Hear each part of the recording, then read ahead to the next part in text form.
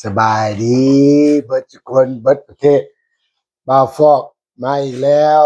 อันนี้บ่าวฟอกสิกนาโฆษณานาโฆษณา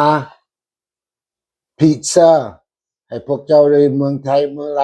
เมืองลาวเด้อพี่น้องอยู่เมืองลาวเมืองไทยเมืองเวียดอหย่างมันก็เคยเห็นบอกพี่น้องพิซซ่าเขาเอิ้นพิซซ่านะพี่น้องพิซซ่าก็แม่นคือแบบอีหยังแบบข้าวจี้ที่ว่าเขาเฮ็ดเป็นแผ่นผู้ที่เขาเอาน้ำมักเล่นเอามาใส่ทั้งลุมผู้ที่เขาก็พักหอมมักเพชรมักมักเพชรเฮ็ดอันนั้นน่ะพักบัวอีหยังก็มาเทใส่ทั้งผู้ที่ก็เอาแฮมสิ้นแบบสิ้นแหนมมันแหละพี่น้องแบบสิ้นแหนมผู้ที่ก็เอาเพปเปอโรนีอย่างนี้ก็แม่นเพปเปอโรนีนี่นะแนวมันๆนี่นะนี่ก็แม่นสิ้นคือกันเด้พี่น้อง เบิดมากินน้ำกันมาแซ่บน้ำกันมาลุยน้ำกันเด้อพี่น้องคันผู้ใดเคยกินอะไรอยู่เมืองลาวเมืองไทยอหย่างอยู่หั่นคอมเมนต์ไปเด้อคอมเมนต์อยู่บ้านนั้นบอกบ่าวฟอกว่าเคยกินอยู่มันก็มีอยู่เมืองลาวเมืองไทยนี่น่ะพี่น้องแบบ and you know บ่าวฟอกก็ขาดบ่ได้หัวเป็ด2ตัวอยู่นี่นะพี่น้อง you know what I mean but look pizza look มันมีชีสอีหยังมันมีแบล็กออลิฟมันมีเพปเปอร์อีหยังเบิดนั่นน่ะพี่น้องอย่างกับจีมันก็เป็นกรอบๆแบบนี้บ่มันดำๆนี่เขาเอิ้นแบล็กออลิฟบ่ฮู้บ่าวฟอกบ่ฮู้เด้อเขาเอิ้นว่าแบล็กออลิฟมากอันนั้นน่ะมากอีหยังบุพี่น้องอืมแซ่บอีหลีมันก็แซ่บนัวข้าวจีมันนี่แซ่บพี่น้องข้าวจีนี่ก็ไปมือปั้นเอาเป็นแปรพี่ก็เอาไปอบประมาณ15นาที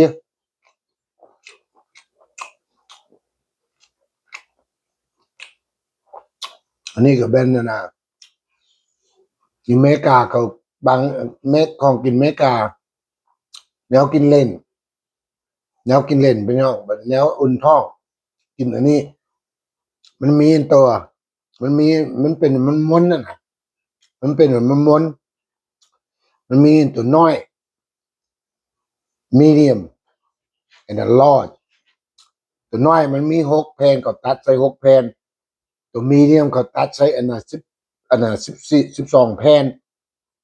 ผู้ดินตัวใหญ่เนี่ยเขาเฮ็ดเขาตัดใส่15 แผ่นพี่น้อง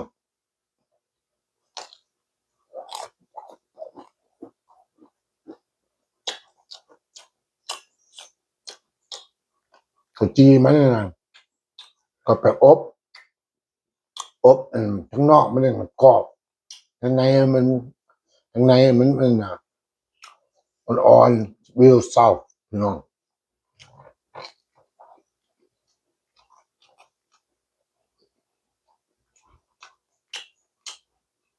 but really absolutely เอาล่ะบล็อกหนึ่งมันมีหลายแนวตัวหนึ่งเขาเอิ้นน่ะนะsupreme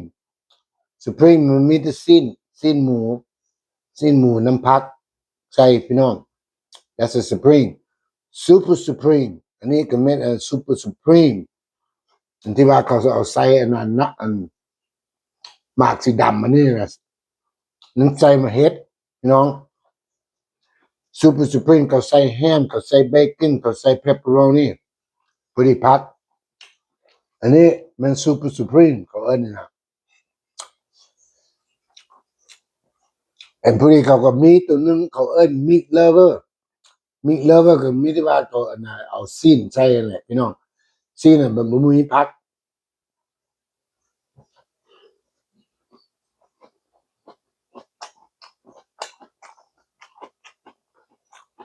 เชื่อ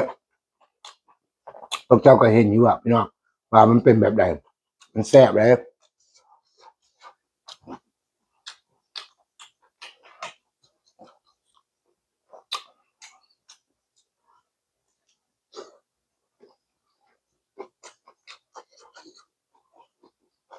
I show you the box that it came in and everything you guys อันนี้แหละมันมันมาน้ำกับอันนี้แหละพี่น้อง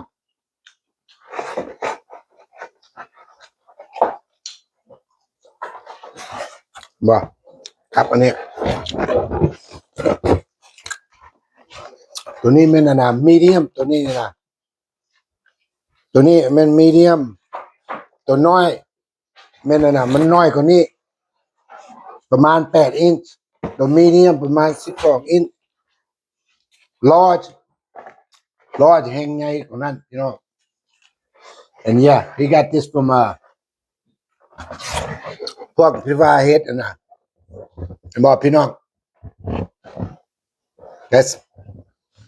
Pizza Hut พี่น้อง Pizza Hut ได้นั่นน่ะพี่น้องอยู่เมืองลาวนั่นน่ะเมืองไทยอย่างก็มี Pizza Hut ว่าก็เอาไปปลูกได้ว่าญี่ปุ่นน่ะพี่น้อง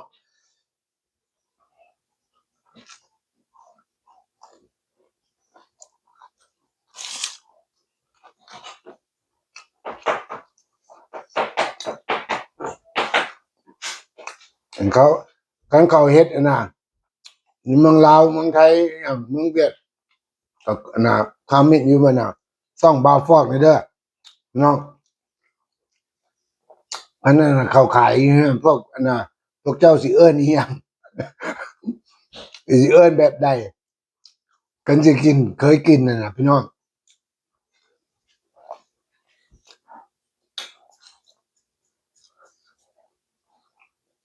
ว่าอันน่ะพิซซ่าก็แม่นอันน่ะอันน่ะนามสกุลเมกาเด้น่ะพี่น้องส่วนความลาวคันสิเอิ้นว่าพิซซ่าก็เปลี่ยนไปบ่ได้มันสิว่าพิซซ่านั่นแหละพิซซ่า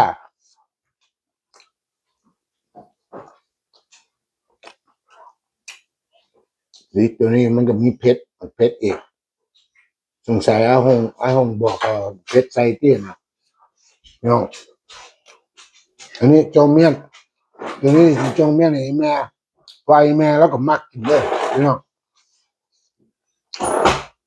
ตอนเดียวเลยเนี่ยพี่น้องบาฟอกจะจงง่ายแม่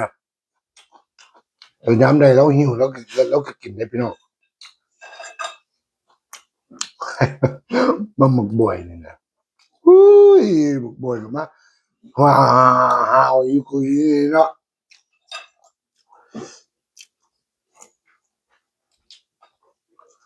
ว่า I will not get on the table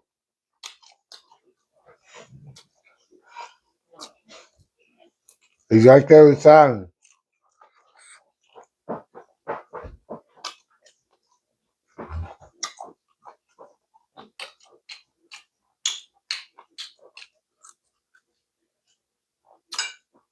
อ้าวขอบใจนะเบิร์ตทุกคนเบิร์ตประเทศ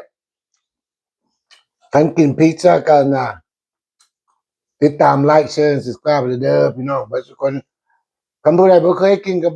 เคยกินกับบอกแล้วบอกว่าฟ้องเนี่ยคอมเมนต์เนี่ยพี่น้องคอมเมนต์ว่าจะกินแบบใดคันจะให้บ่าวฟอกโฆษณาแนวเมกายอย่างให้พวกเจ้ากินแบบนั้นน่ะมันบ่มีอยู่เมืองลาวน่ะก็คอมเมนต์บ่าวฟอกก็สิเฮ็ดให้บ่าวฟอกสิไปซื้อให้ซื้อมากินให้พวกเจ้าเบิ่งโอเคเอาขอบใจเด้อจู